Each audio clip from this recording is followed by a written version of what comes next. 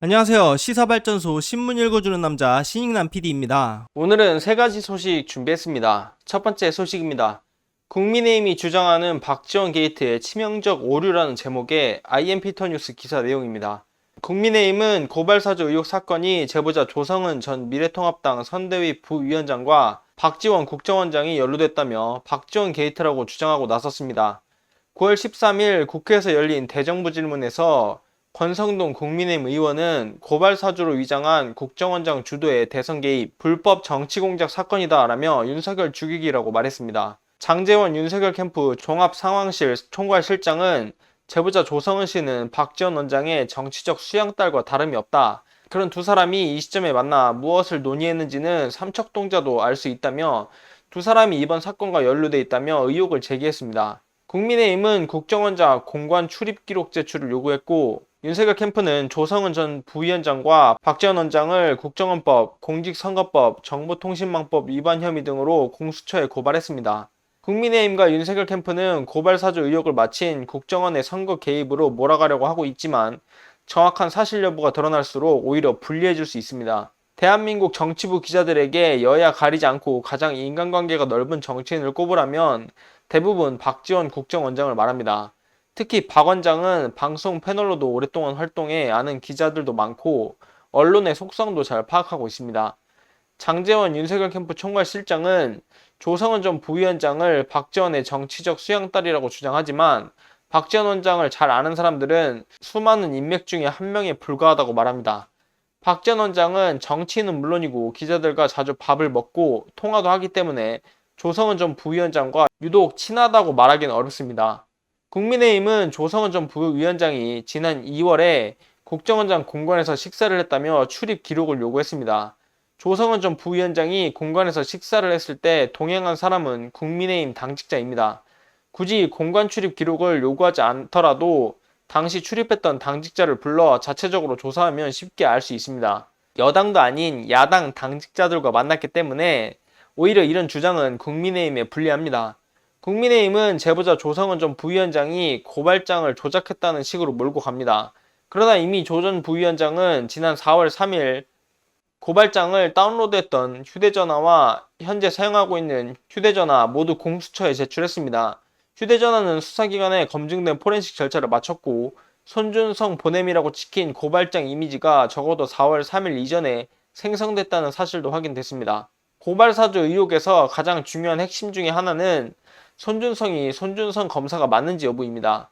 국민의힘은 손 검사가 아닐 수도 있다고 합니다. 그러나 김웅 의원, 조성은 전 부위원장, 뉴스버스 기자 등이 제시한 텔레그램과 전화번호 등을 보면 손준성 검사가 맞습니다. 윤석열 측과 국민의힘은 고발사주 의혹 사건에 대해 윤석열은 고발장에 대해 몰랐고 지시한 사실도 없다고 주장하고 있습니다. 수사가 진행되더라도 윤석열이 개입하거나 지시했는지 여부가 드러나기는 쉽지 않습니다. 그러나 한동훈과 윤석열의 부인 김건희가 무려 3개월간 332회의 카톡 메시지를 주고받았다는 사실을 놓고 보면 윤석열과의 연관성을 의심하기 충분합니다. 고발사주 의혹의 핵심 인물인 손준성 검사의 통화 기록을 조사하면 윤석열의 개입 여부를 알 수 있습니다. 하지만 이마저도 손 검사와 윤석열 모두 업무 관련 연락이라며 부인할 수 있습니다. 그동안 벌어졌던 정치 사건의 수사 과정을 보면 윤석열의 개입 여부를 밝히기는 쉽지 않습니다. 다만 검사가 검찰청장을 비판하는 정치인과 기자를 명예훼손으로 고발장을 작성하고 당이 조직적으로 검찰에 고발장을 제출했다는 사실 자체는 검찰과 야당이 손잡고 정치 공작을 펼쳤다는 의혹에서 벗어나기 어려워 보입니다. 국민의힘이 조성은 전 부위원장과 박지원 국정원장을 매개체로 역공을 펼치려고 하지만 증거와 논리가 빈약해 오히려 대선 국면에서 국민의힘과 윤석열에게 불리하게 작용할 수 있습니다. 언론을 통한 물타기 외에는 빠져나갈 방법이 보이지 않습니다. 이번 소식 마무리하겠습니다. 고발사주는 지난해 4월에 있었고 박지원 국정원장이 지난해 7월에 임명이 되었는데 무슨 박지원 게이트 같은 소리를 하고 있습니까? 검찰과 국민의힘이 합작한 명백한 국기문란 사건을 정치공작 프레임으로 어떻게든 덮으려는 저들, 손바닥으로 하늘을 가려봤자 가려지지 않습니다. 다음 소식입니다. 작년 3월 대검서 윤석열 장모 의혹 대응 문건 작성이라는 제목의 세계일보 단독보도 내용입니다. 윤석열이 검찰청장 재직 시절인 지난해 3월 대검찰청이 윤석열의 장모인 최 씨가 연루된 각종 의혹 제기에 대응하기 위해 내부 문건을 만든 것으로 드러났습니다. 이 문건은 최 씨를 피해자 혹은 투자자로 다른 사건 관계인은 피고인으로 표현하면서 최 씨를 변호하는 구조로 기술됐습니다. 13일 세계일보가 입수한 세쪽 분량의 문건에는 최 씨가 직접 연루된 4개의 사건과 그 밖의 관련 사건 등이 시간 순서와 인물별로 일목요연하게 정리되어 있습니다. 문건에 담긴 최 씨 연루 사건은 경기 성남시 도촌동 부동산 관련 사기 사건, 윤석열 엑스파일의 진원지로 지목된 정대택 씨 관련 사건, 파주 요양병원 의료법 위반 사건, 양평 오피스텔 사기 사건입니다. 각 사건마다 최 씨의 법적 지위와 사건 요지, 진행 경과, 사건 번호, 처리 결과 등이 구체적으로 적시됐습니다. 최 씨에 대한 고소고발을 주도한 정대택 씨 등에 대해서는 선고된 형량과 범죄 사실 등이 별도의 표 형태로 상세히 정리됐습니다. 진행 처리 결과에 대한 일부 내용은 검찰 관계자가 내부망을 조회하지 않고서는 파악할 수 없는 사실들입니다. 문건은 도촌동 부동산 사기 사건과 양평 오피스텔 사기 사건에서는 장모 최 씨를 피해자로, 파주 요양병원 의료법 위반 사건에선 투자자로 각각 표기했습니다. 정대택 씨 관련 사건에선 최 씨의 지위를 사실상 투자자이자 피해자라는 법리로 정리했습니다. 이 문건이 작성된 시점에 최 씨는 도촌동 부동산 사기 사건으로 고발돼 검찰 조사를 받고 있었습니다. 파주 요양병원 의료법 위반 의혹과 관련해서도 열린민주당 내에서 최 씨에 대한 고발 논의가 진행 중이었고 이후 고발이 이루어졌습니다. 최 씨는 문건에서 파주 요양병원 의료법 위반 사건 피해자로 표현됐지만 올해 7월 1심에서 징역 3년을 선고받고 법정 구속됐습니다. 한 법조인 관계자는 기획 출신 검찰 인사가 작성한 문건으로 보인다며 검찰이 아니면 확인이 불가능한 팩트가 담겨 있다고 말했습니다. 또 다른 관계자는 당시 윤석열은 장모 관련 사건들에 대해서는 보고도 받지 않겠다고 밝혔는데 대검 차원에서 최 씨의 변호인 역할을 수행한 셈이라고 지적했습니다. 이에 대해서 윤석열 측은 검찰청장 재직 당시 최 씨 관련 사건 처리와 관련 위법하거나 부당한 지시, 요청을 한 사실이 없다며 작년 11월 추미애 당시 법무부 장관이 대검 감찰부의 지시에 압수수색을 했지만 아무런 자료가 나오지 않아 징계 사유에도 포함시키지 못한 것으로 알고 있고 법무부도 수사 의뢰를 했지만 그 부분 역시 검찰에서 혐의 없음 처분됐다고 밝혔습니다. 이어지는 세계일보의 두 번째 단독 보도 내용입니다. 검찰 내부망 기밀 이용, 윤석열 장모 변호 정황, 개인정보도 담겨. 윤석열 검찰청장 재직 시절 대검찰청 차원에서 작성된 이른바 총장 장모 의혹 대응 문건에는 장모 최모 씨와 연루된 사건 관계자들의 은밀한 개인정보 등이 담겼습니다. 이 문건을 본 법조계 인사들은 검찰 관계자가 내부망을 조회한 것이 아니라면 최 씨 측 변호인도 알 수 없는 정보라고 말했습니다. 당시는 추미애 장관이 관할하던 법무부와 윤석열의 대검이 대립하면서 최 씨의 각종 혐의에 대한 재고발이 이뤄지던 때였습니다. 그 와중에 검찰이 사실상 윤석열 일가에 대한 변호에 나선 것이 아니냐는 지적이 제기됩니다. 13일 세계일보가 단독 입수한 문건의 큰 줄기는 최 씨가 연루된 도촌동 부동산, 정대택 관련 의료법 위반, 양평 오피스텔 사기 사건입니다. 각각의 사건은 사건 관계자와 사건 경과, 관련 판결 순으로 정리됐습니다. 대분류는 사각형 숫자 1, 2, 3, 4순, 중분류는 가나다 순, 소항목은 원기호로 분류됐습니다. 문건은 주로 최 씨와 대립각을 세운 인물들이 관련 사건으로 어떤 형사처벌을 받았는지에 초점이 맞춰졌습니다.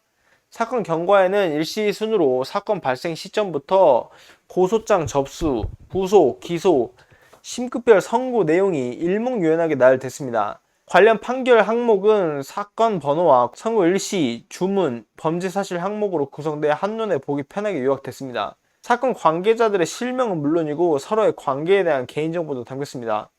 문건을 보면 도촌동 부동산 사건의 피고인 안모 씨는 2심에서 징역 2년 6개월을, 의료법 위반 사건의 피고인 주모 씨는 1심에서 징역 4년을, 양평 오피스텔 사기 사건의 피고인 백모 씨는 징역 1년 6개월의 형을 각각 받았습니다. 검찰과 경찰이 혐의 없음 처분에 사실상 사건과 관련 없는 인물에 대한 정보도 적시됐습니다. 예를 들면 의료법 위반 사건에서 혐의 없음 처분된 류모 씨는 투자자 서모 씨의 모친으로 유가권과 함께 투자했다는 내용 등입니다. 검찰이 문건에서 가장 중요하게 강조한 부분은 정대택 씨 부분입니다. 장모 최 씨와 18년에 걸쳐 각종 송사를 주고받은 악영인입니다.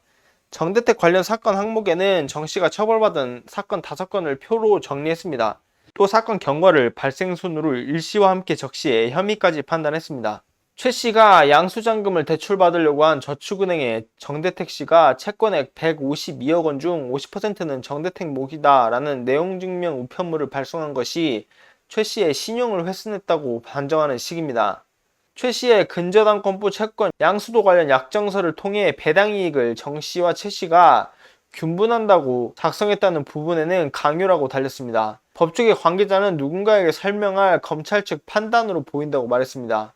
최 씨와 대립관계에 있던 다른 인물에 대해서도 본류 사건과 관련 없는 별건 처벌 사항이 기재됐습니다. 도촌동 부동산 사건 항목에는 속칭 당구장 표시를 통해 안 씨가 별건의 사건으로 징역형을 받았다는 정보를 덧붙였습니다. 검찰 내부의 정통한 인사들은 기획 업무를 거친 인사가 작성한 문건이라고 말했습니다. 대중, 분류 등에 사용한 특정 약물, 단어 하나를 써도 중간에 다음 줄로 넘어가지 않게끔 자간까지 조정한 것 등이 전형적인 기획통 문건이라는 것입니다. 검찰이 문건을 작성한 것으로 추정되는 지난해 3월은 윤석열 청장이 청와대 법무부와 맞서던 때로 윤석열 일가에 대한 정부와 정치권의 압박이 거셌습니다. 도촌동 부동산 사건의 피고인 안 씨는 땅 매입 과정에서 자신이 아닌 최 씨가 잔고증명서 위조를 주도한 것이라며 최 씨를 비난하고 최 씨와 근저당권부 채권 양수 사업으로 2013년부터 고소전을 펼쳤던 정대택 씨도 최 씨를 모해 위증 등의 혐의로 고소하는 등 송사도 이어졌습니다. 그러자 윤석열은 지난해 3월 17일 본인 일가와 관련한 사건에 대해선 보고를 받지 않겠다는 입장을 밝혔습니다. 파주 요양병원 의료법 위반 사건을 수사한 서울중앙지검 형사 6부는 그해 11월 의료법 위반과 특정경제범죄가중처벌법상 사기 혐의로 최 씨를 불구속 기소했습니다. 대응 문건은 최 씨를 투자자라고 규정했지만 지난 7월 1심 재판부는 최 씨에게 징역 3년을 선고하고 법정 구속했습니다. 세계일보의 2가지 단독 보도 내용 마무리하겠습니다. 윤석열은 검찰청장으로 취임하면서 취임사에 이렇게 밝혔습니다.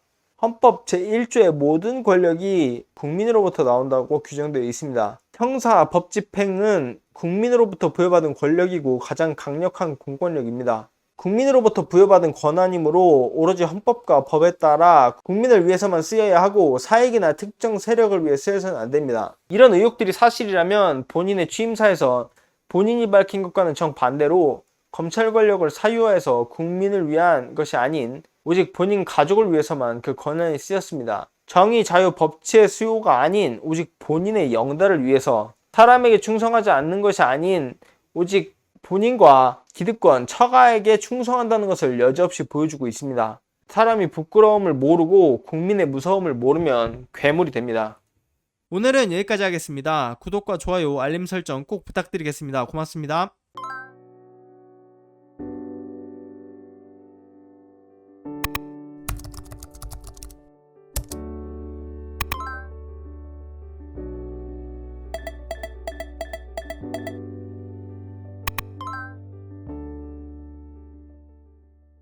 안녕하세요.